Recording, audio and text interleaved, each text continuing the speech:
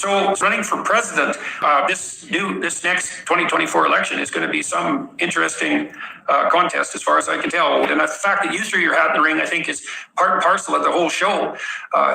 Let's start by just exploring why it is that you decided to do this. And we should do that. Why did you decide to do this? And what is it that you hope to accomplish by making this run? Brother, we're making progress. We made some plans, made some investments, and I've said this before, I became an unwilling leader. Provide us with an update. Leadership. It's not something I ever wanted. I've got some thoughts about that, which I'll share eventually, but I would like you to lay out why you use that terminology specifically. Whatever. There's lots of names for the position. All it is a position. I'm really interested in your candidacy, because you're coming in from left field. You're going to definitely be a dark horse candidate, and it's very interesting. And God only knows how that'll play out. So for me, I noticed what a leader was early on in my life. And to me, it is the example of like Jesus. They're kind of arrogant. They're a little, they put themselves up above someone else and you do what I say. Now, I don't accept any of that, and I know you don't as well, but we'll give the devil his due. Now, there's a messianic urge that comes along with that, which would be expressed in modern terms as something like the desire of young people to save the planet. That is the hope. And so, why not do that? Just give me a chance and watch and see. Well, to be Christ, to be the Messiah, you have to face down the apocalypse. I understand. And thank you. You have a sharp eye, and the sharp eyes and the sharp tongues helping us sharpen ourselves. So if we could find ways to have fun with this, and, well, we are having fun. Well, it depends on how stiff-necked you are. Okay.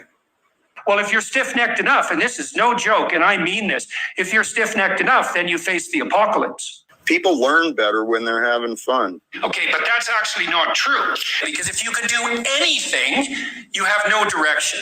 You need a sustaining meaning in your life. Yeah. That's a real indictment of the situation that we find ourselves in.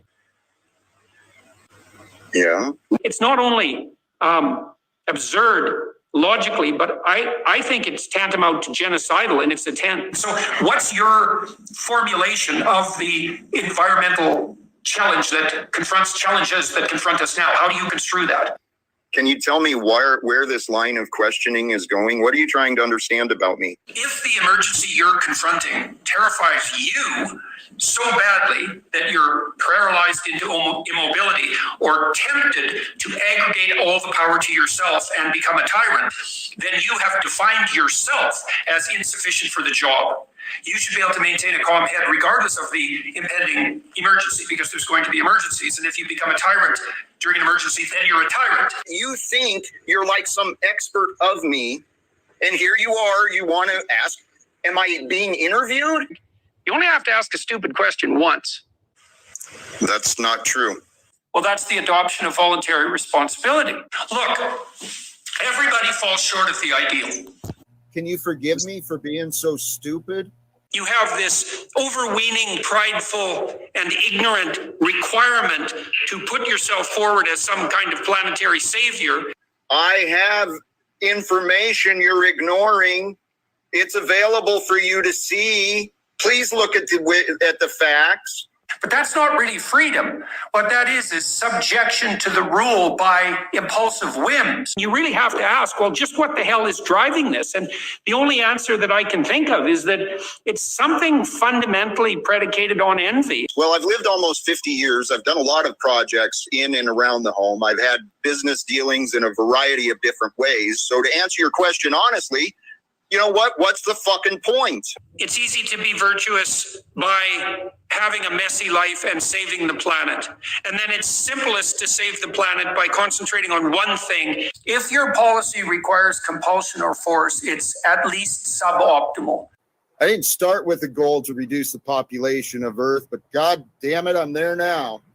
I think that's probably true of organizations like the UN as well. Your goal as a visionary is to produce an image that's so compelling that people of their own free accord say, yeah, I'd be willing to sacrifice to that end. Stop assuming You know it all. You can stop being disrespectful. We can have conversations like adults. All that's going to be disastrous for the planet. You could have asked instead of painting this tantrum that nobody knows. Blah, blah, blah, blah, blah. Yeah, well, kindness is the excuse that social justice warriors use when they want to exercise control over what other people think and say. You're a fucking idiot. And that's fine. I think more power to you as far as I'm concerned. So, I asked you for facts. You say, no, I think it. I think I've made my position on that clear already.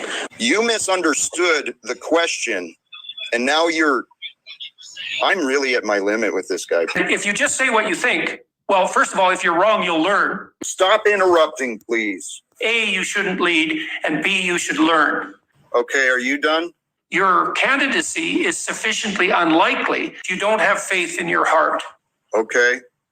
Now are you done? We can talk over these issues continually. That doesn't mean that will result in proximal success at the moment. So again, no facts. That is foolishness.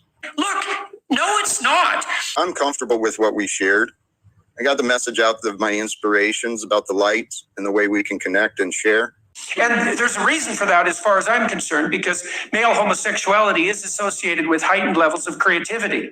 I've already decided to wrap this up. Well, how much failure is necessary to make you think you're insufficient in your current form and you should be looking for what would rectify you? That's the practice of humility. No, I'm moving on. Until you get past your judgment of me, you're not going to receive and accept what I have to say because you're going to have this scrutiny. Why don't we check in about every 3 months or so and we can play that by ear? You've offered me no actual help. Congratulations on your candidacy. It's a hell of a thing to undertake, and you're going to be in for quite the roller coaster ride for the next 18 months. So I look forward to talking to you again. And to those of you who are watching and listening, thank you for your... I am done with you. I don't care if you're in charge of this. He's not welcome back tonight. Anyone else?